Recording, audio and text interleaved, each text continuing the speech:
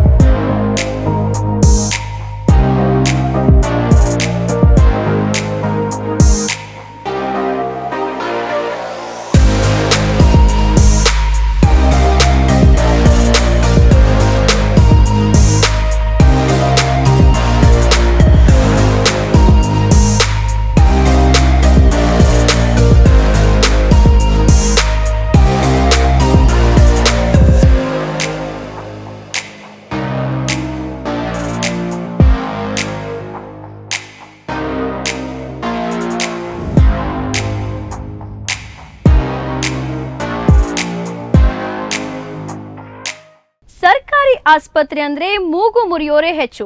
ಅಯ್ಯೋ ನಾನ್ ಹೋಗಲ್ಲಪ್ಪ ಸರ್ಕಾರಿ ಆಸ್ಪತ್ರೆಗೆ, ಸರಿಯಾದ ವ್ಯವಸ್ಥೆ ಇಲ್ಲ, ವೈದ್ಯರಿಲ್ಲ, ನರ್ಸ್ಗಳಿರಲ್ಲ, ಸರಿಯಾದ ಮೆಡಿಸಿನ್ ಕೂಡ ಸಿಗಲ್ಲ ಅನ್ನುವರೇ ಹೆಚ್ಚು.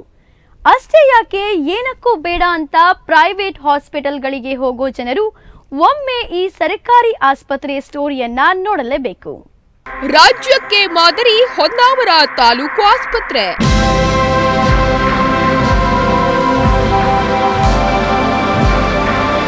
ಸರ್ಕಾರಿ ಯೋಜನೆ ತಲುಪಿಸುವಲ್ಲಿ ಈ ಆಸ್ಪತ್ರೆಗೆ ಜಿಲ್ಲೆಯಲ್ಲೇ ಅಗ್ರಸ್ಥಾನ.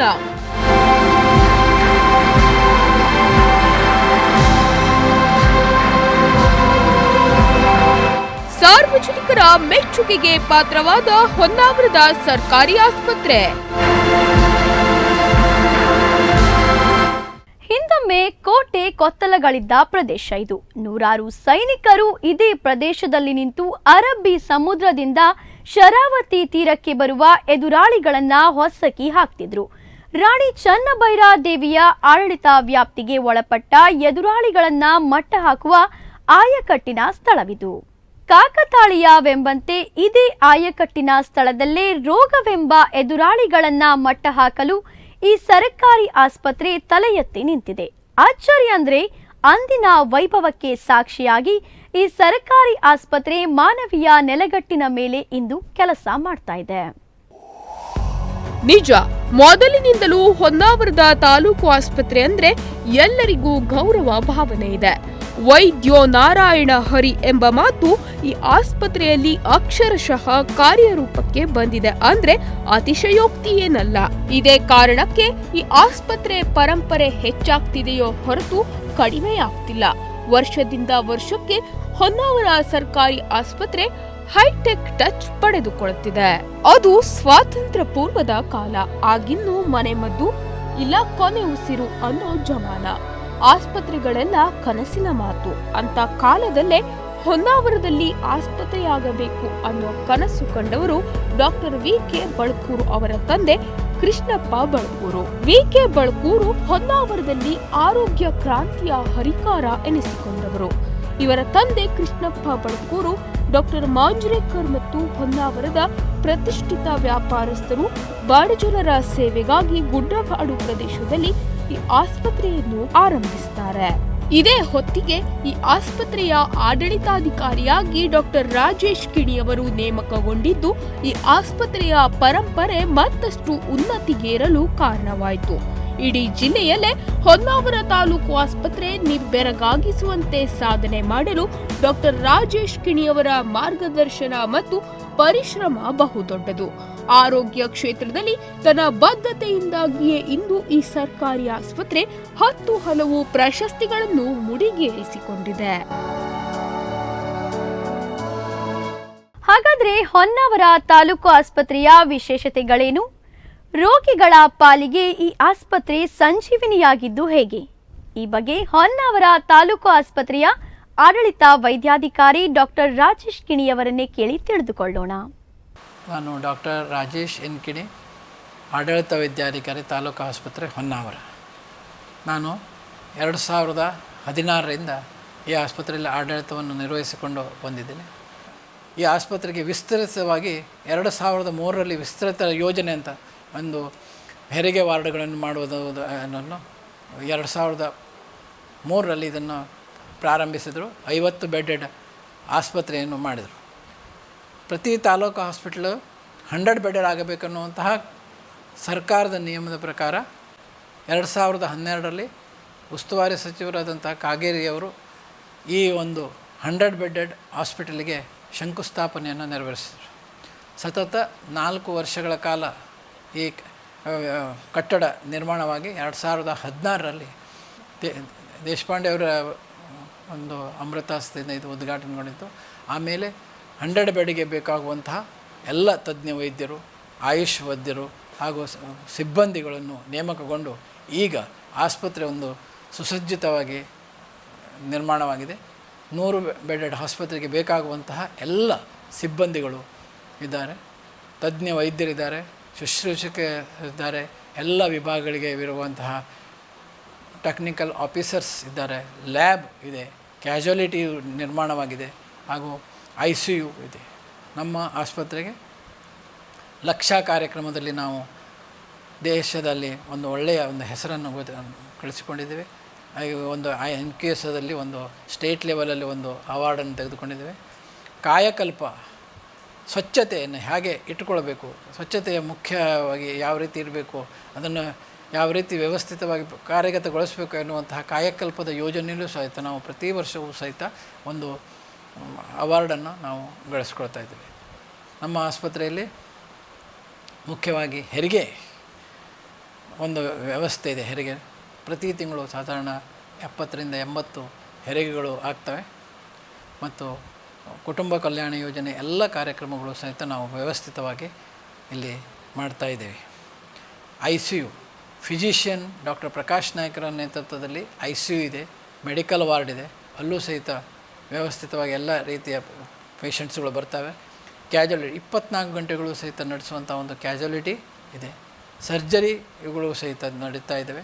ನಮ್ಮ ಹಾಸ್ಪಿಟ್ಲಲ್ಲಿ ಆರ್ಥೋಪೆಡಿಕ್ ಕೇಸಸ್ಸುಗಳನ್ನು ನಾವು ಫ್ರ್ಯಾಕ್ಚರ್ ಆಗುವಂಥದ್ದಾಗಲಿ, ಫ್ಲಾಸ್ಟರ್ ಹಾಕುವಂಥದ್ದಾಗಲಿ ಮತ್ತು ಸಣ್ಣ ಪುಟ್ಟ ಆರ್ಥೋಪೆಡಿಕ್ ಆಪ್ರೇಷನ್ಸ್ಗಳನ್ನು ನಾವು ಮಾಡ್ತಾಯಿದ್ದೇವೆ.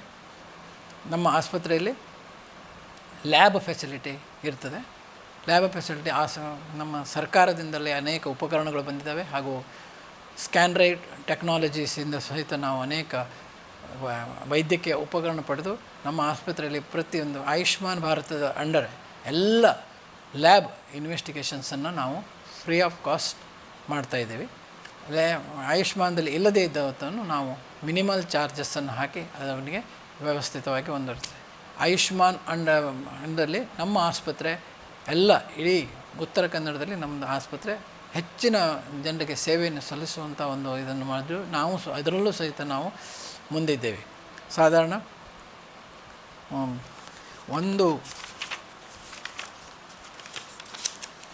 2018ನೇ ಇಸ್ವಿಯಿಂದ ಇಲ್ಲಿಯವರೆಗೆ ನಾವು ಸಾಧಾರಣ 23,000 ಜನರಿಗೆ ಈ ಆಯುಷ್ಮಾನ್ ಭಾರತ್ ಇದರಲ್ಲಿ ನಾವು ವೈದ್ಯಕೀಯ ಸೇವೆಯನ್ನು ನೀಡಿದ್ದೇವೆ. ಅದಕ್ಕೆ 2 ಕಮಿಟಿಗಳು, ಆರೋಗ್ಯ ರಕ್ಷಾ ಸಮಿತಿ ಕಮಿಟಿಗಳಿದ್ದಾವೆ. ಒಂದು ಜನರಲ್ ಬಾಡಿ ಕಮಿಟಿ, ಅದು ನಮ್ಮ ಭಟ್ಕಳ ವಿಧಾನಸಭಾ ಕ್ಷೇತ್ರದ ಶಾಸಕರು ಅದಕ್ಕೆ ಅಧ್ಯಕ್ಷರಾಗಿರ್ತಾರೆ. ಹಾಗೂ ಎಕ್ಸಿಕ್ಯೂಟಿವ್ ಕಮಿಟಿಗೆ ಅಸಿಸ್ಟೆಂಟ್ ಕಮಿಷನರು ಭಟ್ಕಳ ಕ್ಷೇತ್ರದ ಅಸಿಸ್ಟೆಂಟ್ ಕಮಿಷನರ್ ಅದಕ್ಕೆ ಅಧ್ಯಕ್ಷರಾಗಿರ್ತಾರೆ. ಅವರ ಒಂದು ಮೀಟಿಂಗನ್ನು ಮಾಡಿ ನಮಗೆ ಏನು ಅವಶ್ಯಕತೆ ಇದೆ ಅದನ್ನು ಖರೀದಿಸುವುದಾಗಲಿ ಅಥವಾ ಮೆಡಿಸಿನ್ ತಗೊಬರುವುದಾಗಲಿ ಇದನ್ನು ನಾವು ಮಾಡ್ತೇವೆ.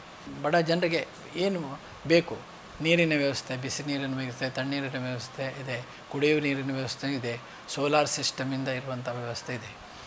ಆಸ್ಪತ್ರೆಯಲ್ಲಿ ಯಾವಾಗಲೂ ಕರೆಂಟ್ ಹೋಗದೆ ಹಾಗೆ ನಮ್ಮ 250 kV ಜನ್ರೇಟ್ರ್ ಕಂಟಿನ್ಯೂಸ್ ಆಗಿ ಇರ್ತದೆ. ನಮ್ಮ ಆಸ್ಪತ್ರೆಯಲ್ಲಿ ಈಗ ಕೋವಿಡ್ ನಂತರ ಬಹಳ ಬದಲಾವಣೆಗಳನ್ನು ನಾವು ಕಾಣ್ತಾ ಇದ್ದೀವಿ. ಒಂದು ಸೆಂಟ್ರಲ್ ಆಕ್ಸಿಜನ್ ಸಿಸ್ಟಮ್ ಇದೆ ಹಾಗೂ ಆಕ್ಸಿಜನ್ ಪ್ರೊಡಕ್ಷನ್ ಮಾಡುವಂತಹ ಯೂನಿಟ್ ಇದೆ. ಲಿಕ್ವಿಡ್ ಆಕ್ಸಿಜನನ್ನು ಕೊಡುವಂತಹ ಒಂದು ಇದಿದೆ. ಅದನ್ನು ನಾವು ಯಾವ ಥರ ಬೇಕೋ ಅದೇ ಥರ ಹೀಗೆ ಬಳಸಿಕೊಂಡು ಆಕ್ಸಿಜನ್ದು ಇದಿಲ್ಲ. ಮತ್ತು ಜಂಬೋ ಸಿಲಿಂಡರ್ಗಳು ಸಹಿತ ನಮಗೆ ನಮ್ಮ ಹತ್ರ ಬೇಕಾದಷ್ಟಿದೆ. ನಾವು ಅದನ್ನು ಮತ್ತು ಜನರಿಗೆ ಯಾವುದೇ ಆಕ್ಸಿಜನ್ದ ಕೊರತೆ ಇಲ್ಲದಕ್ಕೆ ಮಾಡ್ತೇವೆ.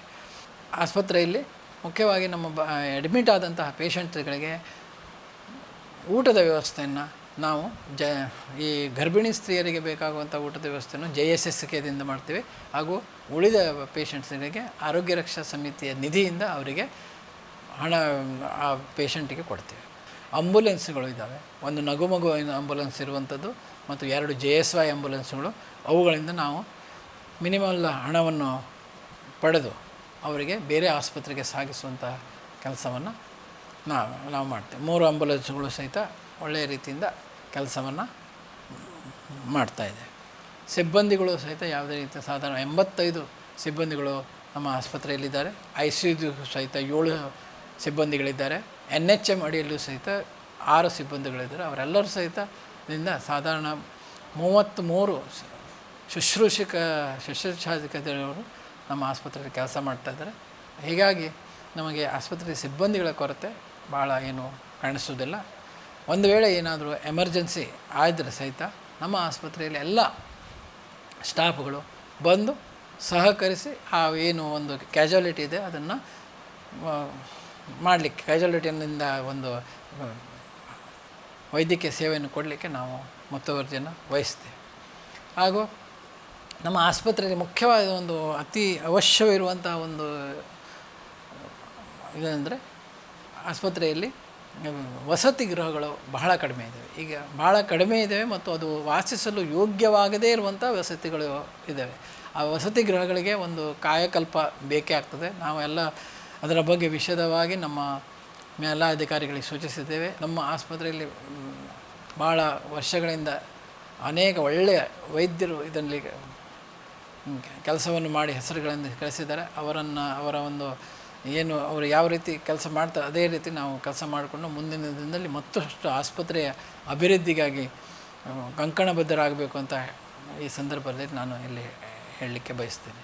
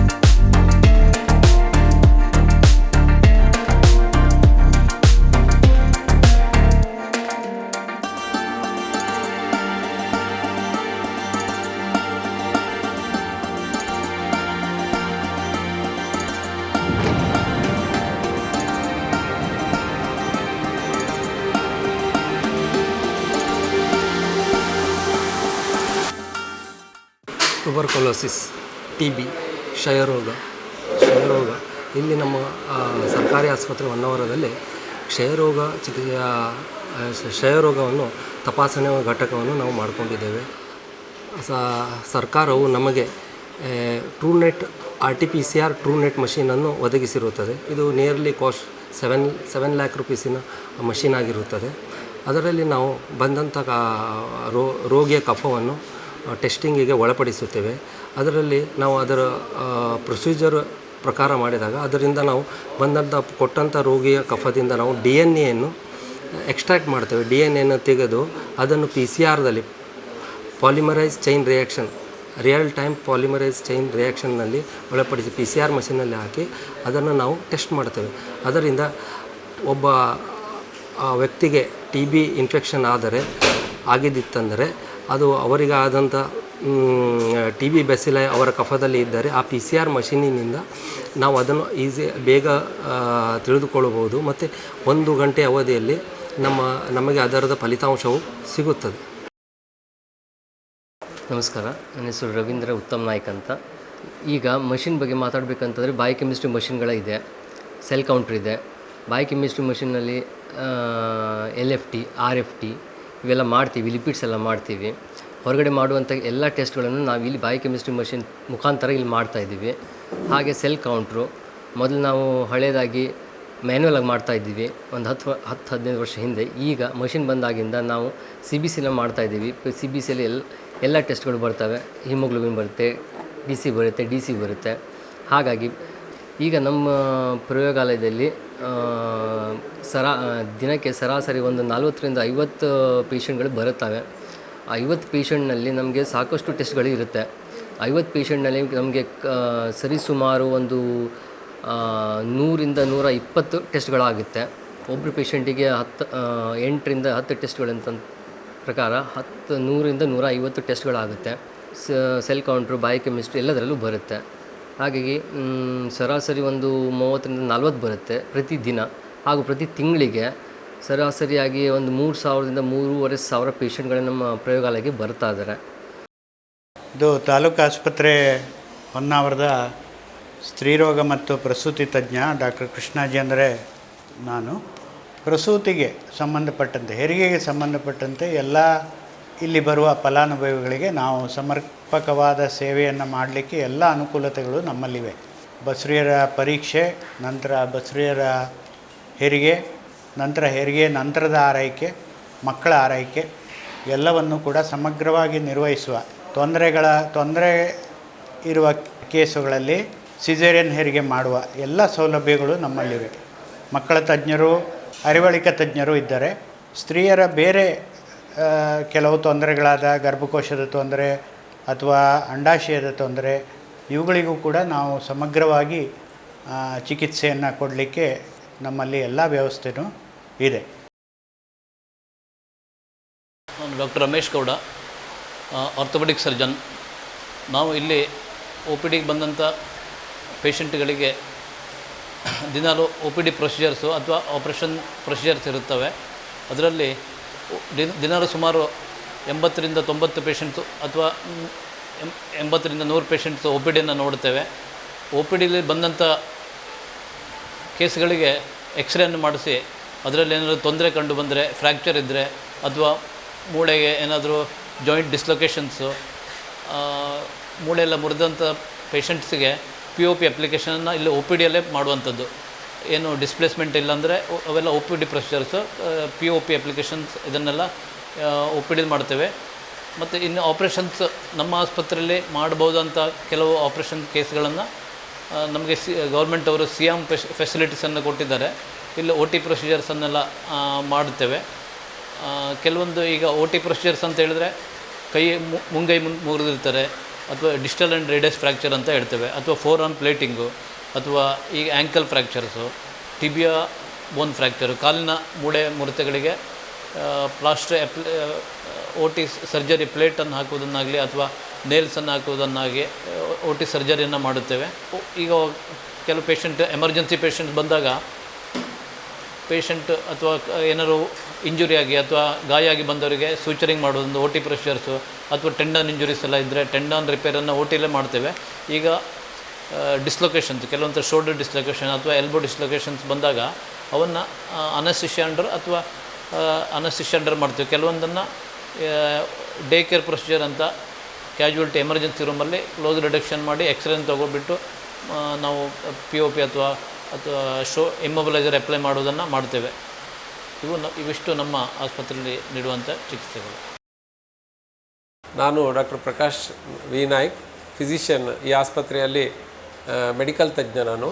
ನನ್ನಲ್ಲಿ ಬರುವಂಥ ಎಲ್ಲ ರೋಗಿಗಳಿಗೆ ಈ ಆಸ್ಪತ್ರೆಯಲ್ಲಿ ಸಿಗುವ ಎಲ್ಲ ಸೌಕರ್ಯಗಳನ್ನು ಒದಗಿಸಿಕೊಡಲಿಕ್ಕೆ ಸದಾ ಸಿದ್ಧನಿದ್ದೇನೆ.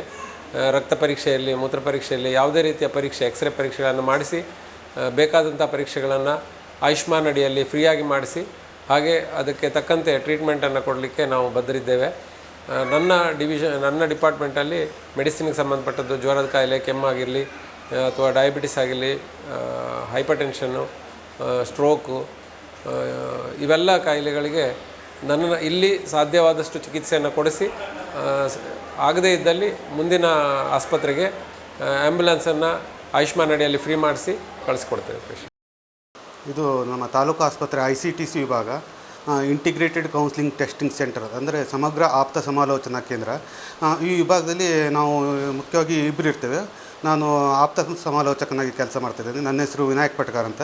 ನಮ್ಮ ಜೊತೆ ಉಮೇಶ್ ಕೆ ಅಂತ ಇರ್ತಾರೆ, ಪ್ರಯೋಗಶಾಲೆ ತಂತ್ರಜ್ಞರು. ಈ ವಿಭಾಗದಲ್ಲಿ ಮುಖ್ಯವಾಗಿ ಜನರ ಲೈಂಗಿಕ ಆರೋಗ್ಯ ಮತ್ತು HIV/AIDS ಈ ಕುರಿತಂತೆ ನಾವು ಕೆಲಸ ಮಾಡ್ತಾಯಿರುವಂಥದ್ದು. ಮುಖ್ಯವಾಗಿ HIV ಸೋಂಕಿತರಿಗೆ ಚಿಕಿತ್ಸೆ ನೀಡುವಂಥದ್ದು. ಇನ್ನೊಂದು ಜನರ ಲೈಂಗಿಕ ಸಮಸ್ಯೆಯಿಂದ ಬರುವಂಥವರಿಗೆ HIV ಪರೀಕ್ಷೆಗಳನ್ನು ಮಾಡಿ ಅವರು ಆ ತೊಂದರೆಗೊಳಗಾಗಿದ್ದರೆ ಮುಂದಿನ ಟ್ರೀಟ್ಮೆಂಟು ಮತ್ತು ತೊಂದರೆಗೊಳಗಾಗದಿದ್ದರೆ ಮುಂದೆ ಸೇಫಾಗಿ ಹೇಗೆ ಲೈಂಗಿಕ ಸುರಕ್ಷಿತವಾಗಿರ್ಬೋದು ಅನ್ನೋದ್ರ ಬಗ್ಗೆ ನಾವು ಇಲ್ಲಿ ಕೌನ್ಸಿಲಿಂಗನ್ನು ಮಾಡ್ತೇವೆ. ಸುಮಾರು ಇಲ್ಲಿಯವರೆಗೆ ನಮ್ಮ ಹೊನ್ನಾವರ ತಾಲೂಕಿನಲ್ಲಿ 304 HIV ಕೇಸಸ್ಗಳನ್ನು ನಾವು ಇಲ್ಲಿ ಡಿಟೆಕ್ಟ್ ಮಾಡಿದ್ದೀವಿ, ಕಂಡು ಹಿಡಿದಿದ್ದೀವಿ. ಪ್ರಸ್ತುತ 2023-24 ದಿವಸದಲ್ಲಿ ಹೊಸದಾಗಿ 8 ಮಂದಿ HIV ಸೋಂಕಿತರು ನಮ್ಮಲ್ಲಿ ಡಿಟೆಕ್ಟ್ ಆಗಿದ್ದಾರೆ. ಅವರಿಗೆ ಮುಂದಿನ ಎಲ್ಲ ಚಿಕಿತ್ಸೆಗಳು ಸಹ ದೊರಕ್ತಾ ಇದೆ. ಇದಿಷ್ಟು ನಮ್ಮ ಹೊನ್ನಾವರ ತಾಲೂಕಿನಲ್ಲಿರುವ ICTC ವಿಭಾಗದ ಬಗ್ಗೆ ಮಾಹಿತಿ. Thank you. ನಮಸ್ಕಾರ, ನಾನು ಡಾಕ್ಟರ್ ಶಿವಾನಂದ್ ಹೆಗಡೆ ಅಂತ. ಕಳೆದ 7 ವರ್ಷದಿಂದ ತಾಲೂಕು ಆಸ್ಪತ್ರೆ ಹೊನ್ನಾವರದಲ್ಲಿ ಚರ್ಮ ರೋಗದ ವೈದ್ಯನಾಗಿ ಕೆಲಸ ಮಾಡ್ತಾ ಇದ್ದೇನೆ. ನಮ್ಮ ಆಸ್ಪತ್ರೆಗೆ ಬರುವಂತಹ ಚರ್ಮ ರೋಗಕ್ಕೆ ಸಂಬಂಧಪಟ್ಟದಿರ್ಬೋದು, ಅಥವಾ ಕುಷ್ಠರೋಗಕ್ಕೆ ಸಂಬಂಧಪಟ್ಟದ ಇರ್ಬೋದು, ಇಲ್ಲ ಲೈಂಗಿಕ ಕಾಯಿಲೆಗಳಿಗೆ ಸಂಬಂಧಪಟ್ಟಂಥ ಕಾಯಿಲೆಗಳನ್ನು ನಾನು ನೋಡ್ತೀನಿ. ಜೊತೆಗೆ ಎಲ್ಲ ವೈದ್ಯರುಗಳ ಜೊತೆ ಉಳಿದ ರೋಗಿಗಳನ್ನು ನಾವು ತಪಾಸಣೆ ಮಾಡ್ತೇವೆ. ನಮ್ಮಲ್ಲಿ ಸಾಮಾನ್ಯವಾಗಿ ಕಾಣಿಸುವಂತಹ ಬೇಸಿಗೆಯಲ್ಲಿ ಇರ್ಬೋದು ಕೆಲವೊಂದು ಕಾಯಿಲೆಗಳಿರ್ತವೆ, ಮಳೆಗಾಲದಲ್ಲಿ ಕೆಲವೊಂದು ಕಾಯಿಲೆಗಳು ಬರ್ತವೆ, ಚಳಿಗಾಲದಲ್ಲಿ ಕೆಲವೊಂದು ಚರ್ಮದ ಕಾಯಿಲೆಗಳು ಬರ್ತವೆ. ಅಂಥ ಕಾಯಿಲೆಗಳಿಗೆ ಸಾಮಾನ್ಯವಾಗಿ ಸಿಗುವಂಥ ಎಲ್ಲ ಔಷಧಿಗಳು ನಮ್ಮಲ್ಲಿ ಇರ್ತದೆ. ಸಣ್ಣ ಪುಟ್ಟ ಚರ್ಮದ ಕಾಯಿಲೆಗಳಿಗೆ, ಕುಷ್ಠರೋಗಕ್ಕೆ ಇರ್ಬೋದು, ಚರ್ಮದ ಪರೀಕ್ಷೆಯನ್ನು ಸಹಿತ ನಾವು ಮಾಡ್ತೇವೆ. ಮುಂದಿನ ದಿನಗಳಲ್ಲೂ ಸಹಿತ ಯಾವುದೇ ಚರ್ಮ ರೋಗಕ್ಕೆ ಸಂಬಂಧಪಟ್ಟಂತಹ ಕಾಯಿಲೆಗಳನ್ನಿದ್ದಲ್ಲಿ ನನ್ನ ಸಲಹೆಯನ್ನು ಪಡೆಯಬಹುದು. ಮುಂದಿನ ಹೆಚ್ಚಿನ ಚಿಕಿತ್ಸೆ ಅವಶ್ಯಕತೆ ಇದ್ದಲ್ಲಿ ಸಹಿತ ನಾವು ಅವರಿಗೆ ಆಯುಷ್ಮಾನ್ ಆರೋಗ್ಯ ಕರ್ನಾಟಕದಲ್ಲಿ ರೆಫರಲ್ ಮಾಡುವಂಥ ಒಂದು ವ್ಯವಸ್ಥೆ ಸಹಿತ ನಮ್ಮಲ್ಲಿದೆ ಅಂತ ಹೇಳಲಿಕ್ಕೆ ಇಷ್ಟಪಡ್ತೇನೆ. ನಮಸ್ಕಾರ, ನಾನು ಡಾಕ್ಟರ್ ಅನುರಾಧ ಎಸ್ ನಾಯಕ್ ಅಂತ ಹೇಳಿ ತಾಲೂಕು ಆಸ್ಪತ್ರೆ ಹೊನ್ನಾವರದಲ್ಲಿ 2006ರಿಂದ ಕೆಲಸ ಮಾಡ್ತಾಯಿದ್ದೇನೆ. ನಮ್ಮಲ್ಲಿ ಆನ್ ಆ್ಯನ್ ಆ್ಯಾವ್ರೇಜು ಪ್ರತಿ ದಿವಸ 35ರಿಂದ 40 ಪೇಷಂಟ್ಗಳು ಬರ್ತಾರೆ. ಇಲ್ಲಿ ಬರುವಂಥ ಹೆಚ್ಚಿನ ಪೇಷಂಟ್ಗಳಿಗೆ ಮೇನ್ ಪ್ರಾಬ್ಲಮ್ಸ್ ಇರೋದಂತಂದರೆ ಹಲ್ಲಿನ ಸಮಸ್ಯೆಗಳಲ್ಲಿ ಡೆಂಟಲ್ ಕೇರೀಸು, ಹಲ್ಲು ನೋವು ಅಂತ ಹೇಳಿ ಬರ್ತಾರೆ. ಆಮೇಲೆ ಬ್ಲೀಡಿಂಗ್ ಗಮ್ಸ್ ಬಗ್ಗೆ ಬರ್ತಾರೆ. ಕೆಲವರು ಪ್ರೆಗ್ನೆಂಟ್ ಆದಾಗ ಬ್ಲೀಡಿಂಗ್ ಆಗ್ತದೆ, ಅದ್ರ ಬಗ್ಗೆ ಬರ್ತಾರೆ. ಕೆಲವರು ಹಲ್ಲಿಗೆ ಕ್ಲಿಪ್ ಹಾಕ್ಸೋಕ್ಕೋಸ್ಕರ ಬರ್ತಾರೆ.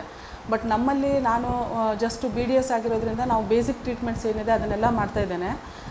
ಮೇನಾಗಿ ಪ್ರತಿ ದಿವಸ ಒಂದು 15ರಿಂದ 20 ಜನ ಎಕ್ಸ್ಟ್ರಾಕ್ಷನಿಗೋಸ್ಕರ ಬರ್ತಾಯಿದ್ದಾರೆ. ಅಲ್ಲಿಗೆ ಸಣ್ಣ ಪುಟ್ಟ ಫಿಲ್ಲಿಂಗ್ಗಳನ್ನು ಮಾಡ್ತೇವೆ. ಅದು GIC ಅಂತ ಹೇಳಿ ಗ್ಲಾಸ್ ಐನೋಮರ್ ಸಿಮೆಂಟ್ ರೆಸ್ಟೋರೇಷನ್ಗಳನ್ನು ಮಾಡ್ತೇವೆ, ಟೆಂಪ್ರರಿ ರೆಸ್ಟೋರೇಷನ್ ಮಾಡ್ತೇವೆ. ಆಮೇಲೆ ಕೆಲವರಿಗೆ ಬೇಕಾದವರಿಗೆ ಮುಂದಿನ ಹಲ್ಲುಗಳಿಗೆ ಏನಾದರೂ ತೊಂದರೆ ಇದ್ದರೆ ಕೆಲವು ಪೇಷಂಟ್ಗಳಿಗೆ ರೂಟ್ ಕೆನಾಲನ್ನು ಸಹ ಮಾಡ್ತೇವೆ. ಅದಾದಮೇಲೆ ಯಾರಿಗೆ ಬ್ಲೀಡಿಂಗ್ ಪ್ರಾಬ್ಲಮ್ಸ್ ಇರ್ತದೆ ಅವರಿಗೆ ಒಸಡಿನ ಸಮಸ್ಯೆಗಳಿರೋರಿಗೆ ಕ್ಲೀನಿಂಗನ್ನು ಮಾಡ್ತೇವೆ. ಅದರಲ್ಲಿ ಸುಪ್ರಾಜಿಂಜೈವಲ್ ಸ್ಕೇಲಿಂಗ್ ಇರ್ತದೆ, ಸಬ್ಜಿಂಜೈವಲ್ ಸ್ಕೇಲಿಂಗ್ ಅಂತೇಳಿ ಇರ್ತದೆ. ಸುಪ್ರಾಜಿಂಜೈವಲ್ ಸ್ಕೇಲಿಂಗನ್ನು ಎಲ್ಲ ಪೇಷಂಟ್ಗಳಿಗೆ ಮಾಡ್ತೇವೆ. ಸಬ್ಜಿಂಜೈವಲ್ ಯಾರ್ಯಾರಿಗೆ ಅವಶ್ಯಕತೆ ಇದೆ ಅವರಿಗೆ ನೋಡಿಕೊಂಡು ಅಪಾಯಿಂಟ್ಮೆಂಟ್ ಕೊಟ್ಕೊಂಡು ಮಾಡ್ತೇವೆ. ಸೊ ಇವೆಲ್ಲ ಟ್ರೀಟ್ಮೆಂಟನ್ನು ನಾವು ಗೌರ್ಮೆಂಟ್ ಹಾಸ್ಪಿಟ್ಲಲ್ಲಿ ಮಾಡ್ತಾಯಿದ್ದೇವೆ. ನನ್ನ ಹೆಸರು ವೆಂಕಟೇಶ್ ಪಟಗಾರ್ ಅಂತ. ಆಯುಷ್ಮಾನ್ ಭಾರತ ಆರೋಗ್ಯ ಮಿತ್ರ ಆಗಿ ಕೆಲಸ ಮಾಡ್ತಾಯಿದ್ದೇನೆ ತಾಲೂಕು ಆಸ್ಪತ್ರೆ ಹೊನ್ನಾವರದಲ್ಲಿ. ಈ ಸರ್ಕಾರಿ ಯೋಜನೆ ಆಯುಷ್ಮಾನ್ ಆರೋಗ್ಯ ಕರ್ನಾಟಕ ಯೋಜನೆ ಇದೊಂದು ಸಂಘಟಿತ ಯೋಜನೆ ಆಗಿರುತ್ತೆ. ಅಂದರೆ ಸರ್ಕಾರದ ಒಂದು ಮಹತ್ವಾಕಾಂಕ್ಷಿ ಯೋಜನೆ ಕೂಡ ಹೌದು. ಇದರಲ್ಲಿ ಹಲವಾರು ಸರ್ಕಾರದ ಯೋಜನೆಗಳೆಲ್ಲ ಸಮ್ಮಿಳಿತವಾಗಿ ಈಗ ಆಯುಷ್ಮಾನ್ ಭಾರತ ಆರೋಗ್ಯ ಕರ್ನಾಟಕ ಯೋಜನೆ ಅಂತ ರೂಪರೇಷೆಯನ್ನು ಮಾಡಿದ್ದಾರೆ. ಸೊ ಇದೊಂದು ಯೂನಿವರ್ಸಲ್ ಹೆಲ್ತ್ ಕೇರ್ ಸಿಸ್ಟಮ್ನಲ್ಲಿ ಅಡಿಯಲ್ಲಿ ಕೆಲಸ ಮಾಡುವಂಥದ್ದು. ಇದು ರಾಷ್ಟ್ರೀಯ ಆರೋಗ್ಯ ಅಭಿಯಾನದ ಕಾರ್ಯಕ್ರಮದ ಅಡಿಯಲ್ಲಿ ಬರುವಂಥ ಒಂದು ಕಾರ್ಯಕ್ರಮ ಆಗಿದೆ. ಇದರ ಒಂದು ಪ್ರಾಸ್ತಾವಿಕವಾಗಿ ಹೇಳೋದಾದರೆ ಈ ಯೋಜನೆ ಬಂದು ಎಲ್ಲ ಕರ್ನಾಟಕದ ನಾಗರಿಕರಿಗೆ ಸಂಬಂಧಪಟ್ಟಂಥ ಯೋಜನೆ. ಇದರಲ್ಲಿ ಯಾವುದೇ ರೀತಿ ಸರ್ಕಾರಿ ನೌಕರರು ಅಥವಾ ಕೇಂದ್ರ ಸರ್ಕಾರ ಇರ್ಬೋದು, ರಾಜ್ಯ ಸರ್ಕಾರದ ನೌಕರರು ಇವರು ಯಾರು ಅಥವಾ ಖಾಸಗಿ ಇನ್ಶೂರೆನ್ಸ್ ಮಾಡ್ಕೊಂಡಿರುವಂಥವ್ರು, ಆರೋಗ್ಯ ಸೌಲಭ್ಯ ಇರುವಂಥವರು ಕೂಡ ಈ ಯೋಜನೆ ವ್ಯಾಪ್ತಿಯಲ್ಲಿ ಬರುವುದಿಲ್ಲ.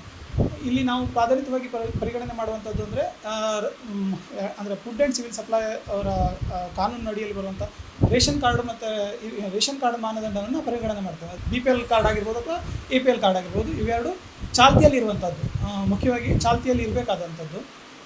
ರೇಷನ್ ಕಾರ್ಡಲ್ಲಿ BPL ಕಾರ್ಡ್ದಾರರಿಗೆ ಸರ್ಕಾರ 5 ಲಕ್ಷದವರೆಗೆ ವಿಮೆ ಯೋಜನೆಯನ್ನು ಭದ್ರತೆಯನ್ನು ಕೊಟ್ಟಿದೆ. ಹಾಗೆ APL ಕಾರ್ಡ್ದಾರರಿಗೆ 1 ವರ್ಷಕ್ಕೆ ಅಂದರೆ ಬಜೆಟ್ ಇಯರ್ 1 ವರ್ಷಕ್ಕೆ 1.5 ಲಕ್ಷದ 70-30 ಅನುಪಾತದಲ್ಲಿ, ಅಂದರೆ 70% ಪೇಷಂಟ್ ಪಾರ್ಟಿ ಕಟ್ಟಬೇಕಾಗ್ತದೆ, 30% ಸರ್ಕಾರದ ವತಿಯಿಂದ ಫ್ರೀ ಇರ್ತದೆ. ಅಂದರೆ ಸಹ ಪಾವತಿ ವಿಧಾನದ ಮೂಲಕ ಇದನ್ನು ಕಾರ್ಯಕ್ರಮದ ಅನುಷ್ಠಾನವನ್ನು ಮಾಡ್ತಾ ಇದ್ದೇವೆ. ಇವೆಲ್ಲ ಮೂಲ ರೂಪರೇಷೆಗಳನ್ನು ಮತ್ತು ವಾಸ್ತವಿಚಾರಗಳನ್ನು ಹೇಳೋದಕ್ಕೆ ಧೈರ್ಯ ಅಂದರೆ ನಮ್ಮಲ್ಲಿ ನಮ್ಮ ಆಡಳಿತ ವೈದ್ಯಾಧಿಕಾರಿಗಳಾದಂಥ ಡಾಕ್ಟರ್ ಶ್ರೀಯುತ ರಾಜೇಶ್ ಕಿಣಿ ಡಾಕ್ಟರು ಅವರ ಮಾರ್ಗದರ್ಶನ ತುಂಬ ಚೆನ್ನಾಗಿದೆ. ನಮ್ಮ ಈ ಸರ್ಕಾರಿ ಯೋಜನೆ ಹಿಡಿತ ಇಷ್ಟೊಂದು ಮಟ್ಟಕ್ಕೆ ಬರಬೇಕು ಅಂತಂದರೆ ಅವರ ಒಂದು ಅಚ್ಚುಕಟ್ಟಾದ ಆಡಳಿತ ಕ್ರಮ ಕೂಡ ಇದಕ್ಕೆ ಕಾರಣ ಆಗಿದೆ ಅನ್ನೋದು ಹೇಳೋದಕ್ಕೆ ಇಷ್ಟಪಡ್ತಾ ಇದ್ದೇನೆ. ಧನ್ಯವಾದ. ನಾನು ಸಹಾಯಕ ಆಡಳಿತಾಧಿಕಾರಿಗಳಾಗಿ ಕಾರ್ಯನಿರ್ವಹಿಸ್ತಾ ಇದ್ದೇನೆ. ಇದು ಹೊನ್ನಾವರ 100 ಬೆಡ್ಡೆಡ್ ಹಾಸ್ಪಿಟ್ಲು.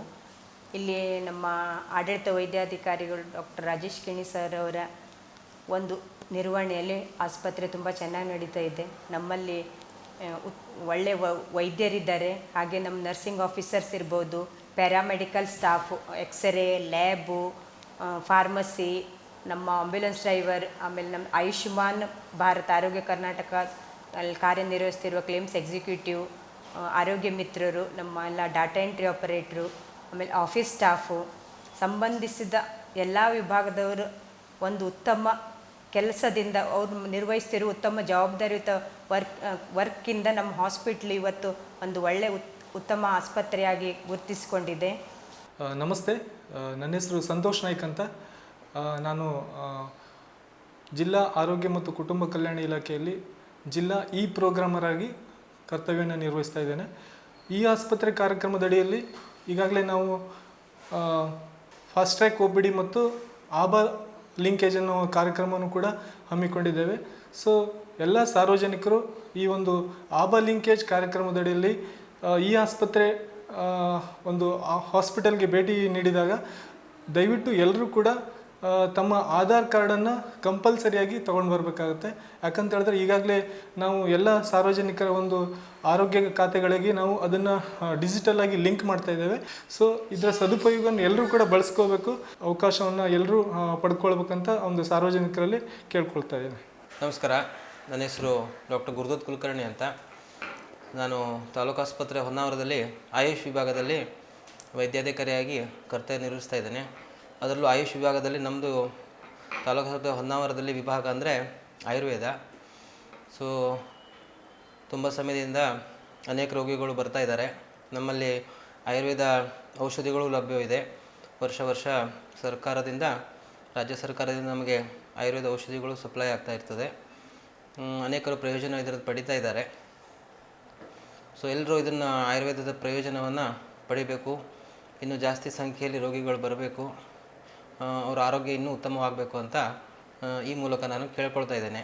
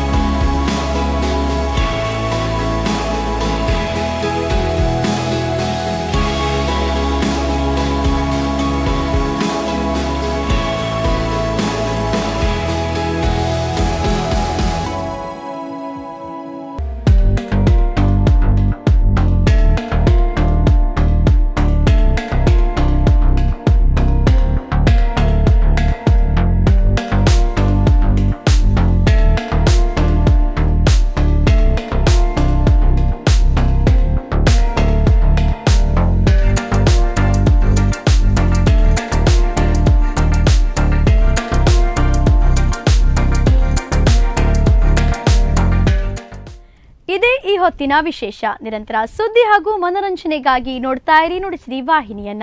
ಇದು ಕರುನಾಡಿನ ನಾಡಿಮಿಡಿತ.